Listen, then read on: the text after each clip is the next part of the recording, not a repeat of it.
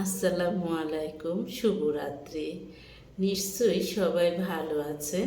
আলহামদুলিল্লাহ আমিও ভালো আছি। আজকে অনেক দিন পর আপনাদের সামনে আসলাম। রোজার ভিতরে আসিনি, ব্যস্ত ছিলাম, অনেক কারণ ছিল। বিশেষ করে রোজা থেকে ইচ্ছে করে নাই, তাই আসিনি। যাক, এখন আপনাদের সাথে আজকে কথা বলবো। নিশ্চয়ই সবাই ভালো আছেন। হ্যাঁ, আলহামদুলিল্লাহ আমিও ভালো আছি। আজকে আমি আপনাদের সাথে একটা বিষয় শেয়ার করব। দেখা যায় যে যে ভুলের কারণে আপনি নিজেই শাস্তি পাচ্ছেন, নিজেই কষ্ট পাচ্ছেন। যে ভুল বলতে দেখা যায় যে অনেক পুরুষ মহিলা সুখে থাকার পরেও দেখা যায় যে বলে বলে বেড়ায় আমি সুখে নেই। হ্যাঁ, সংসার জীবনে আমি সুখে নেই, এই কথাটা এখন কিন্তু একটা কমন শব্দ। আপনি কি কখনো নিজেকে প্রশ্ন করেছেন কেন আপনি সুখে নেই? আপনার সুখে না থাকার কারণটা কি? সেই দোষটা তো আপনারও হতে পারে। হ্যাঁ, কিন্তু এই প্রশ্ন কেউ কাউকে করে না। যে মানুষগুলো দেখা যায় যে তাদের বাবা মাকে কখনো সুখে দেখে নাই, তারাই সংসার জীবনে বেশি অসুখী। যে সে পুরুষ হোক বা মহিলা হোক, কারণ দেখা যায় যে তারা গণ্ডগোল পাকাতে ভালোবাসে, তারপর নিজেদের কারণ নিজেরা অসুখী হয়, কিন্তু সেটা আরেকজনের উপর দোষ দিয়ে বলে বেড়ায়। তারপর দেখা যায় যে কিছু মানুষের গল্প শুনে আমার অভিজ্ঞতা হয়েছে যে আবার অনেক পুরুষ মহিলা আছে, দেখা যায় যে করুণা পাওয়ার জন্য, পুরুষ হলে মহিলার করুণা পাওয়ার জন্য, মহিলা হলে পুরুষের করুণা পাওয়ার জন্য দেখা যায় যে বানিয়ে বানিয়ে একজন আরেকজনের নামে বিভিন্ন বদনাম করে।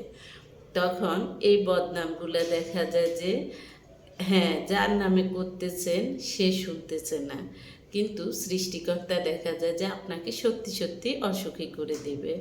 কারণ সৃষ্টিকর্তার বলেছেন, তোমরা যে অবস্থায় থাকো, যে অবস্থানে থাকো, তোমরা যদি শুকরিয়া আদায় করো তাহলে আমি তোমাদেরকে আরও বাড়িয়ে দিব। অর্থাৎ আপনি যে অবস্থানে আছেন, আপনি যদি সেটা নিয়ে শুকরিয়া আদায় করেন, আপনাকে সৃষ্টিকর্তা আরও ভালো রাখবে। আর আপনি যদি ভালো থাকার পরেও আপনি মানুষের করুণা পাওয়ার জন্য আপনি দেখা যায় যে বিভিন্ন কথা, পুরুষ হলে মহিলার নামে, মহিলা হলে পুরুষের নামে দেখা যায় যে বিভিন্ন কথা বলে বেড়াচ্ছেন, তখন কিন্তু আপনি সত্যি সত্যি অসুখী হয়ে যাবেন। কারণ এটা আমার কথা নয়, এটা হলো হাদিসের কথা। এবার আমি আমার একটি বাস্তব ঘটনা বলবো। যেমন যখন চাকরি করতাম তখন দুজন প্রাইভেট ইউনিভার্সিটির টিচার অফিসে দেখা যায় যে তারপর অফিসে বসে বসে তাদের স্ত্রীদের নামে বদনাম করতো। আমি ভাবছি যে, বা আমরা বিভিন্ন মহিলা কলিগরা ভাবলাম যে এত খারাপ স্ত্রী বুঝি হয়, কিন্তু পরে দেখা যায় যে সত্য আসলে কখনো চাপা থাকে না।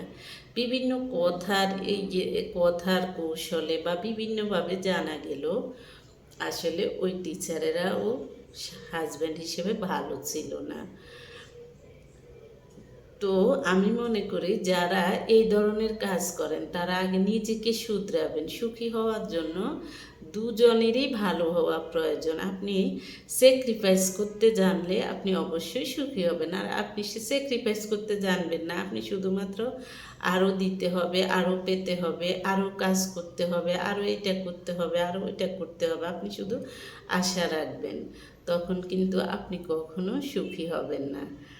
তাই দেখা যায় যে এরকম আপনি যখন বদনাম করবেন, হাজব্যান্ড হলে স্ত্রীর নামে, স্ত্রী হলে হাজব্যান্ডের নামে, যখন হাজব্যান্ড বা স্ত্রী এই ধরনের কথাগুলো শুনে তখন আপনাকে গুরুত্ব দিবে না, সম্মান দিবে না, তখনই আপনার পরিবারে বিভিন্ন ধরনের ক্রাইসিস অর্থাৎ ফ্যামিলি ক্রাইসিস অর্থাৎ সমস্যার সৃষ্টি হবে। তখনই একজন আরেকজনের দোষ ধরা শুরু হবে, একজন আরেকজনকে বিরক্ত লাগবে। তখন দেখা যায় যে একজনের প্রতি আরেকজনের সম্মানবোধটা চলে যাবে, তাহলে সংসারে সুখে থাকা সম্ভব নয়। তাই অন্যের নামে গীবত না করে সুখে থাকার চেষ্টা করুন। অন্যের নামে গীবত করে নিজের দুঃখ ডেকে আনবেন না। আল্লাহ হাফেজ। আসসালামু আলাইকুম।